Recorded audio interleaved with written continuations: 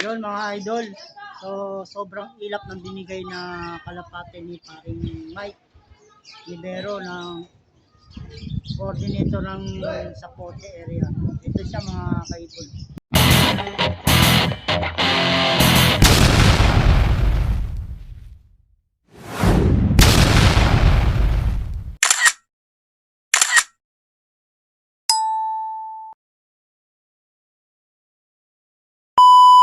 Bali, binuviewing ko tong kalapati na to dito sa aking loop flyer. Yan. O sa loop vicinity. So, bali 3 days na to dito mga kaibon.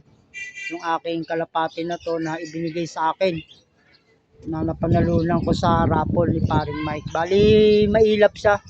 Konting ano lang, gumagalaw agad. Hindi kagaya ng mga kalapati ko na nauna. Yan, napapakawalan ko na sila. Yung iba wala dito. Hindi ko alam kung saan nagpunta. So, isa lang nandito. Ayun, dalawa yun. Ayun, dalawa. Napapakawalan ko na yan at nalipad-lipad na rin sila na tatlo.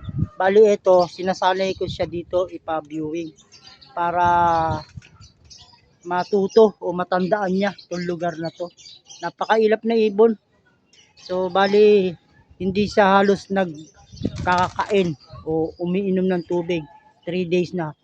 Bali iniwanan ko lang siya ng tubig at saka patuka dito para hindi naman siya magutom. Yan mga idol. Sobrang ano siya, ilap.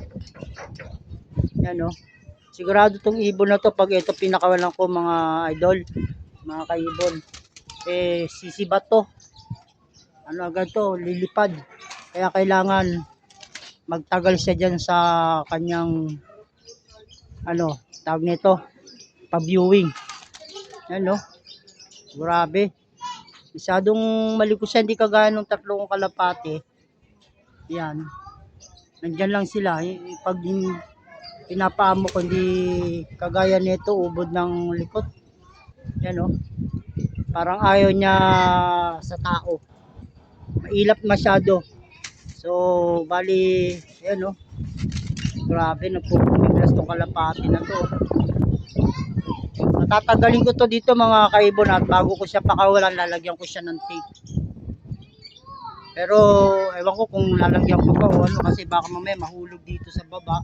Madampot ng mga bata. Marami kasing bata dito na nagkakalapate rin. Pero sa tingin ko hindi ko na lang lalagyan ng tape yan Kita nyo. Grabe yung kalapati na to. Sobrang ilap, paring Mike.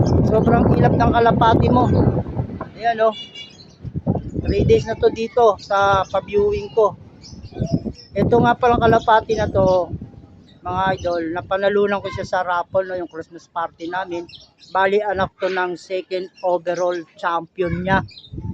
Mismo ni paring Mike Libero. Coordinator siya ng Sapote area. Las Piñas. So anak to mismo. Clock ng Masbate. Ayan, pangalawa siya sa clocking nung Masbate race. Pahirapan mga kaibon, pahirapan. Kasi ilang Mindoro yun. Tapos ang last lap, Masbate. Alam nyo naman pag tawid dagat, Mindoro at Masbate, pahirapan talaga. So, ito yung anak ng kalapati niya. So, ito yung mga kaibon yung aking kalapati. Naglulugo na. Naglulugo na itong tatlo na to. Bali, tatlo lang itong mapapalipad ko ng norte. So, yan mga idol. Itong kalapati niya, kulay itim yung paa. Itim na itim talaga. Yan tingnan niyo yung paa. Itim na itim. Ayan na yung kalapati ko na mga pinapalabas ko lang. Araw-araw yan mga kaibon, nayaan ko lang sila sa labas, marawan. Bahala na sila kung pupasok sila dito. Sa pagkatapos sila pakainin, mga ilang oras lang, 1 oras o kaya 2 oras, pinapakawalan ko na yan. So, maghapon na yan sila dyan. Ayan tatlo lang yan, pang summer ko. 8 yan hindi ko na ikabit yung 5. So, eto na lang. Pang ano to, young bird to ng ano rin, ng Lorte. Yan mga kaibon, no. Ayun, no, tingnan nyo, sobrang ilap, grabe. So, yun mga kaibon, mga ka-Stanley Boy, no. Hanggang dito na lang yung aking munting video.